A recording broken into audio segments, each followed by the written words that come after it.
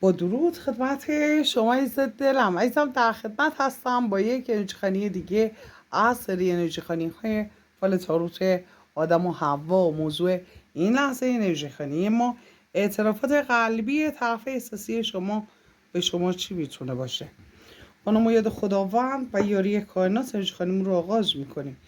از دک جنیان، ملائک و تاروت میخوایم بپرسیم. تاروت و ملائک و تاروت جنیان و تاروت میخوایم بپرسیم ببینیم که این اعترافات قلبی این فرد چی میتونه باشه. با نام و یاد خداوند و یاری کائنات انرژی خوانیمون رو آغاز میکنیم. آمین که کائنات هر آنچه که پنهان هست رو همکنون و در همین لحظه آشکار کنه. یک کارت کائنات به ما بده. بله، باز هم 2 تا دادید، 3 تا حتی. بله، مسئله که کائنات داره بهش اشاره میکنه، میگه که یک رفتار منطقسیز، یعنی غیر منطقی که این فرد با شما داشته، احساس میکنه خودش که اعتراف درونیش هست، قلبیش، ذهنیش، که میگه من غیر منطقی با تو رفتار کردم و اینکه انگار که تعادلم به هم خورد، تعادل روحی و فکری به هم خورد، از کنترل خارج شدم و یک دروغ‌هایی گفتم، حیله زدم و تحت اون شرایط انگار که این فرد جوگیر شده. از دل من یک کلمه داره و دروغ‌هایی هم گفته و یه درویی میگه خودم نشون دادم و میگه همه اینها رو خودم میدونم که اشتباهات بزرگی کردم، اشتباهاتی کردم که واقعا تو حقت نبود من با تو این رفتار رو داشته باشم. ولی خیانت، حالا میتونه این خیانتی که داره بهش اعتراف میکنه احساسی باشه، مالی باشه، پولش قایم کرده، یا حالا از شما اون مسئولیتش رو انجام نداده، محافظت نکرده، حالا نظر مالی مشکلات شما رو حل نکرده، دروغ‌های مالی گفته، یا حالا خیانت احساسی میتونه باشه، پشت سرتون یه چیزایی گفته. به هر جهت همه اینها میتونه خیانت باشه، حالا هر کدوم رو که انجام داده. و اینکه آلداتما متاسفانه به معنای خیانت احساسی محسوب میشه. حالا البته انرژی خوانی گروهی هستش، نمیدونم حالا برای شما بوده یا نه. اگر مطمئن هستید بگید که بوده، چون خیلی واضح نوشته این رو. و اینکه باهات میگه رقابت کردم، رقابت بیمورد، گرکسیس بیمورد بوده، رقابت هایی با شما داشته و دعواهای بزرگ. یعنی همین جوری که سرشو بندازه پایین بره نبوده، یه اختلافایی بوده عزیز دل من، یه چیزایی بینتون بوده. حالا ممکنه طی روزها و ماهها بوده یا به طور آنی بوده. به هر جهت داره به اختلافات اشاره میکنه. ولی و میگه نگرانی های نسبت به آینده دارم و میترسم تو رو از دست بدم. کایبت من کورپوسو میگه میترسم تو رو از دست بدم و اینکه منو ترک کنی برای همیشه.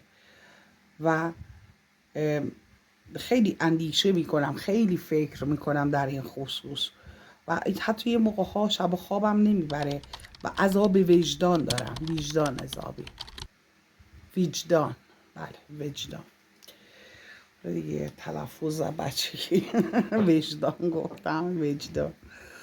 بله عذاب وجدان دارم میگه. و اینکه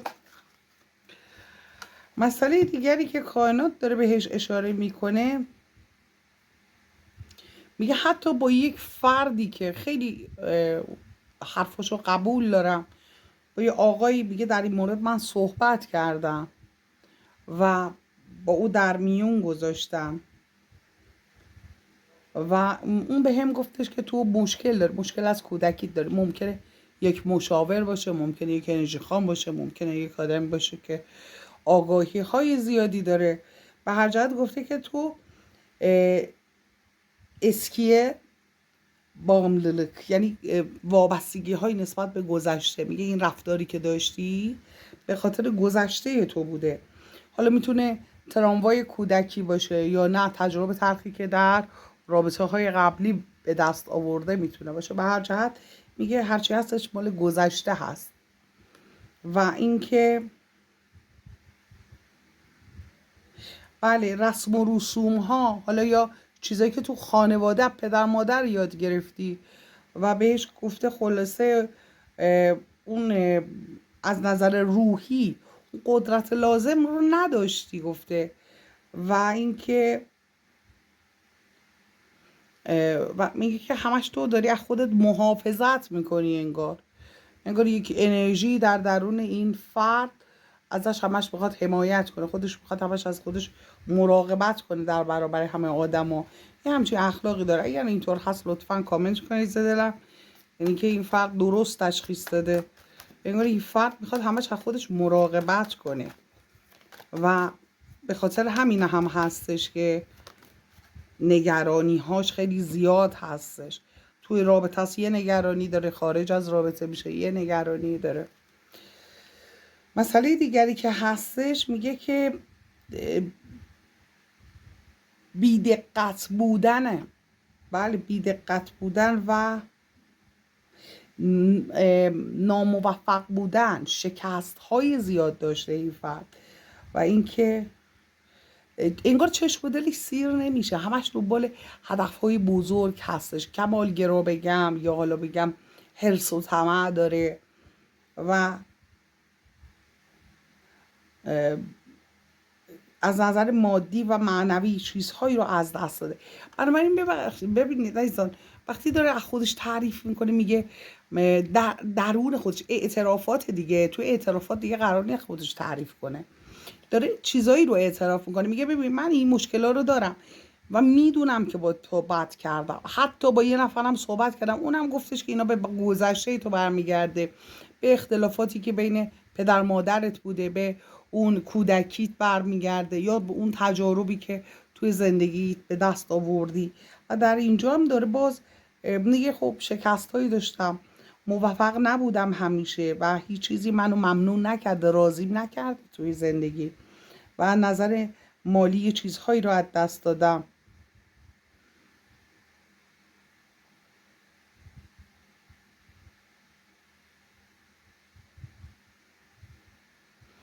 بله و میگه که خار به من خورده و خرمن رو داره بهش اشاره میکنه، ساورماک. بله میگه همش از خودم محافظت کردم، همش گفتم من اینجوری نی، هی خواستم آدم ها رو توجیه کنم، برای دیگران خواستم همش توضیح بدم توی زندگیم و این مشکلات رو دارم. من میدونم با تو این کارا رو کردم، میدونم به تو بد کردم، اما چرا میگه ریشه در گذشته داره؟ میگه یعنی تقصیر خودم نیستش، منم خدا اینجوری زده داره میگه. آره عزیز دلم، به زبون بی زبونی خودت نگاه کنی خودت متوجه میشی. بله و میگه که مثل بچه ها رفتار بچگونه ممکنه از خودم نشون بدم و بعد در خصوص مسائل احساسی و عشق و این مسائل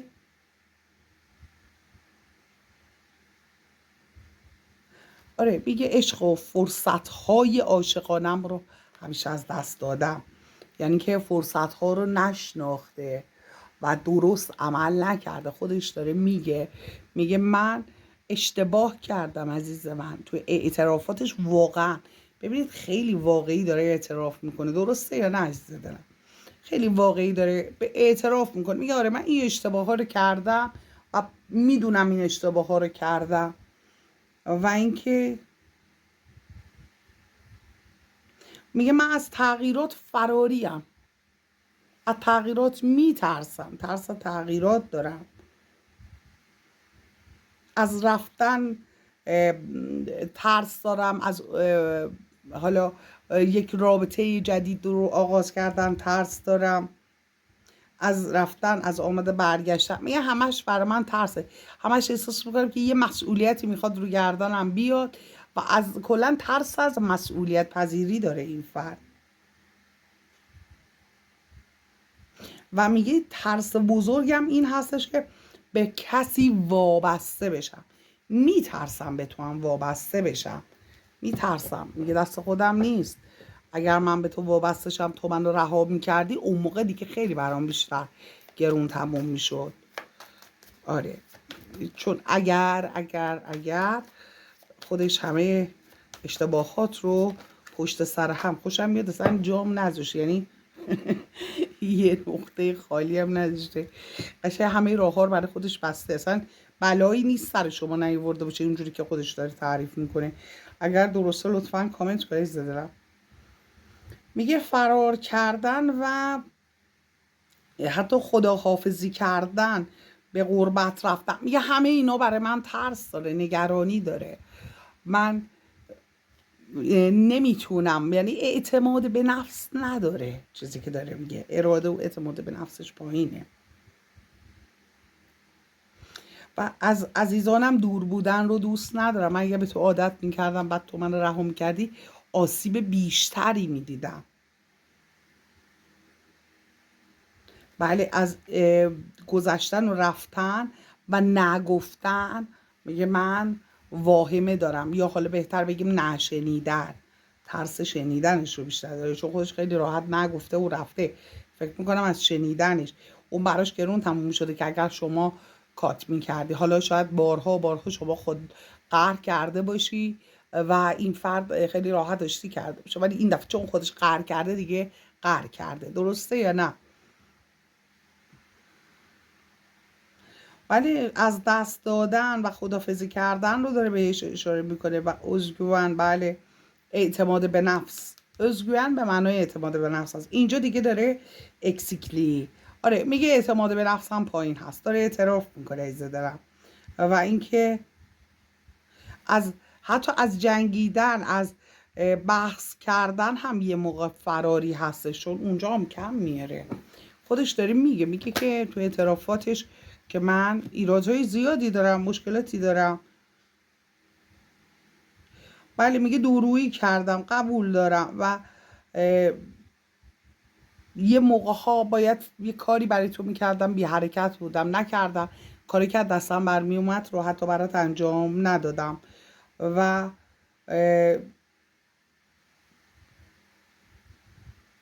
بله، آرامشت رو میگه از تو گرفتم، خودم میدونم.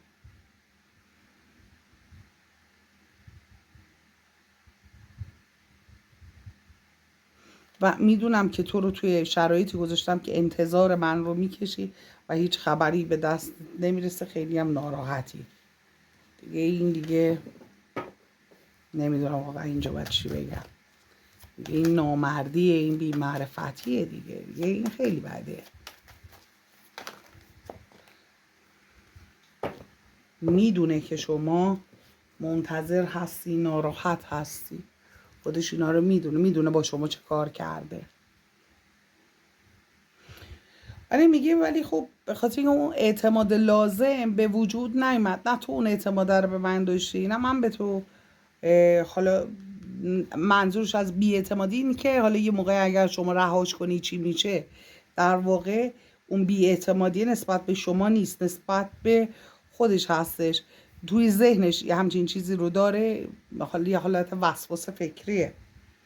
و از نظر مالی میگه خیلی چیزا رو از دست دادم به خاطر هم طرز فکرم. میدونم فرصت های زیادی رو از دست دادم تو زندگی و اعتبارم و یه جایی به این بردم به خاطر این طرز فکر.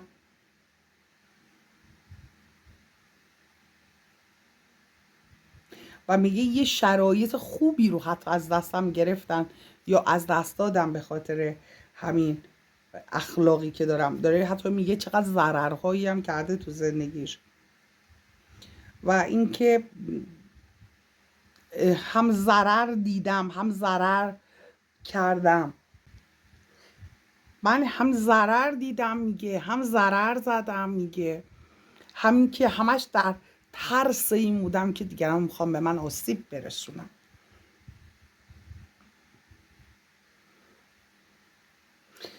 و میگه میدونم یه جاهای بیمورد باهات دعوا کردم و باهات میتونستم خیلی راحت کنار بیام، یه جایی کنار نیومدم و همین باعث جدا شدنمون یا سرد شدنمون شد.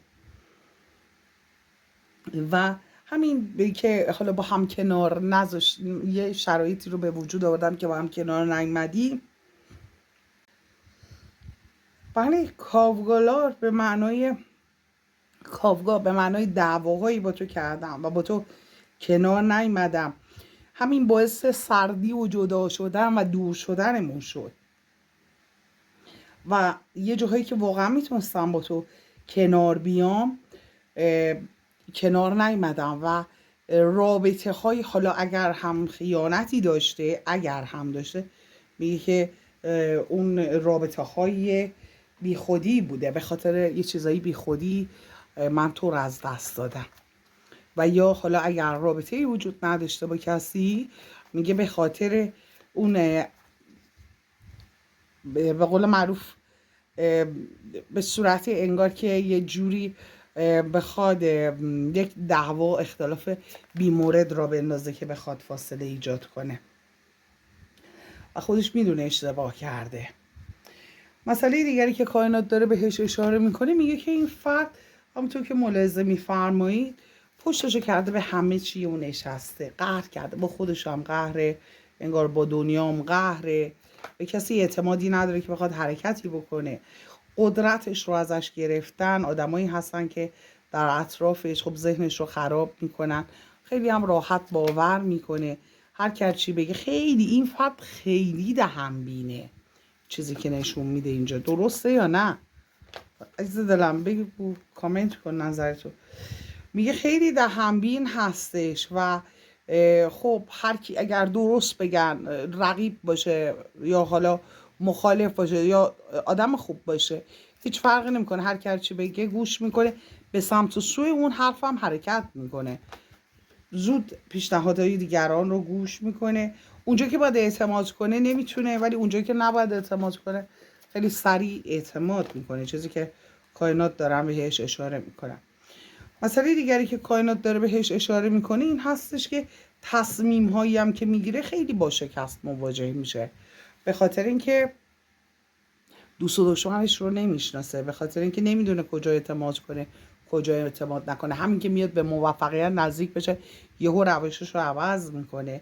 و همونطور که ملاحظه میفرمایید 7 سکه رو داره بهش اشاره میکنه. 7 سکه، تلاش های زیاد، دستاورد هیچ یا خیلی کم. تصمیم هایی که میگیره همیشه آدم هایی دور و برش هستن که دسیسه میکنن. ببینید 3 شمشیر رو داره نشون میده، 3 سکه که دسیسه کردن هستش و رقابت های ناسالم، رقابت هایی که اصلا آدمایی که رحم ندارن بهش، یعنی به اونا راحت‌تر اعتماد میکنه. متاسفانه مشکل اعتماد داره، نه که بگیم به اونا هم کامل اعتماد میکنه، ولی خب دیگه یه نفر زبونش رو بلد باشه خیلی راحت میتونه به بازیش بگیره. مسئله دیگری که هست تجربه تلخش هستش، یه دشمنش هم تجربه تلخشه، اون تجربه رو هم نمیتونه فراموش کنه. و مسئله دیگری که هستش اون تجربه یه حالت کینه شده براش، اینم بگیم کینه شده براش. تصمیم هایی که میگیره یه موقع میبینی یه تصمیم اشتباه که میگیره رو تمام گزینه های زندگیش تاثیر میذاره و اینا اعترافاتش هستش. میگه میدونم تصمیم های اشتباهی گرفتم، میدونم که تمام همه چی رو که زدم خراب کردم و یک شانس بسیار خوبی رو از دست دادم. خودش اعتراف داره میکنه.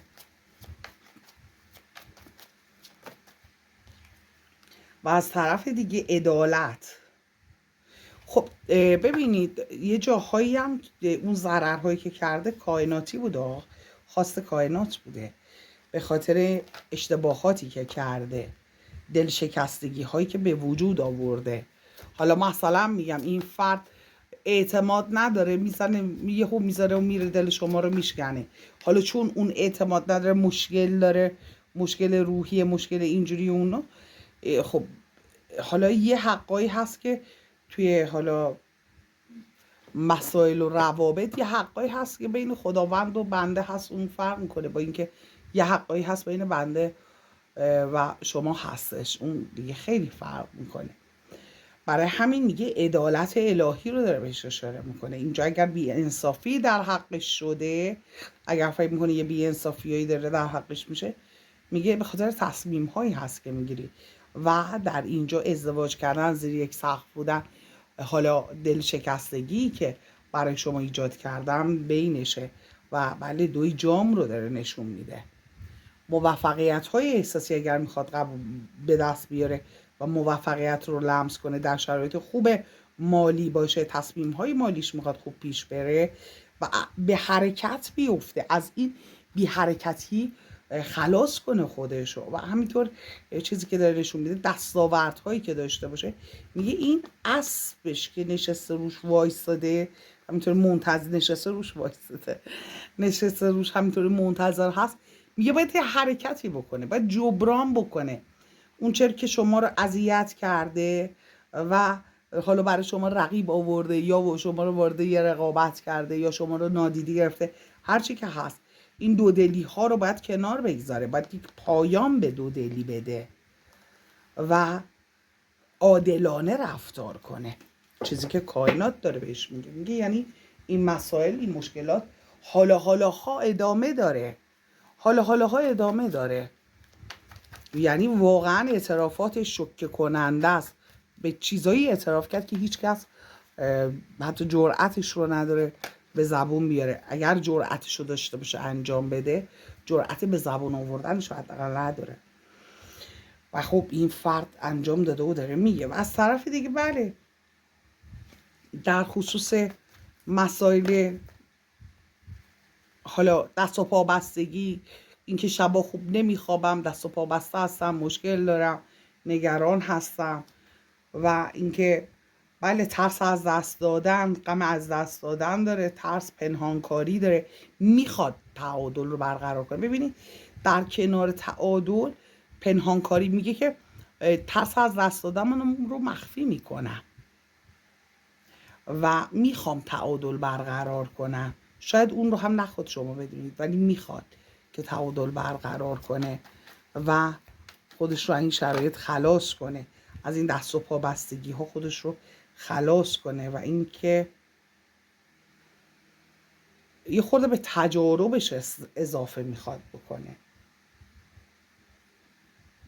بله شب بیخوابی ها رو بهش داره اشاره میکنه، میخواد پایان بده، میگه میخوام به این تراما پایان بدم، به این ناراحتی ها میخوام پایان بدم.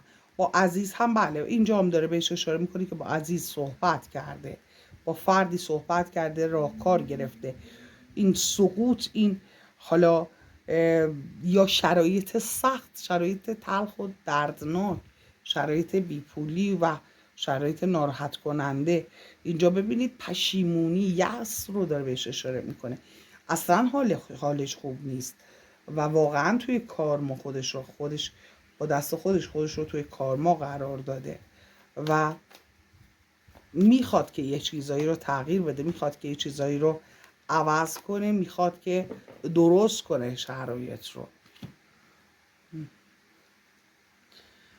و همونطور که ملاحظه میفرمایید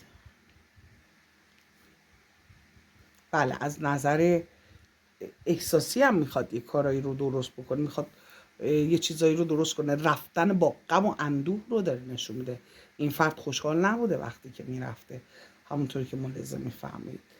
و از طرف دیگه آس شمشیر رو داره بهش اشاره میکنه، یعنی که با خشم یه دفعی یا به طور آنی یا از رو عصبانیت یه تصمیمی گرفته و رفته، ولی خب این کاری که کرده به ضرر خودش تموم شده، انگار که داره میگه 4 شمشیر، خودش انگار خودش رو حبس کرده، خودش انگار خودش رو تنبیه کرده و توی اون تفکر خودش باقی مونده، خیلی هم به خودش رنج و مشقت داده، یعنی خودش خدازاری کرده در واقع و اینکه اصلا حال دل این فرد اعترافاتش نسبت به کاری که در مورد شما کرده آیا پشیمونه نیست.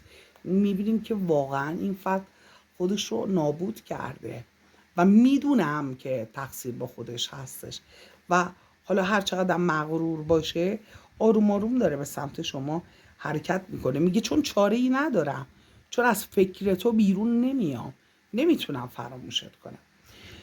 ولی عزیز دلم دوستت دارم. چه این لحظه لایک سابسکرایب نکرد، لطفا لایک و سابسکرایب کن، از چنل خودت حمایت کن. در نور باشی.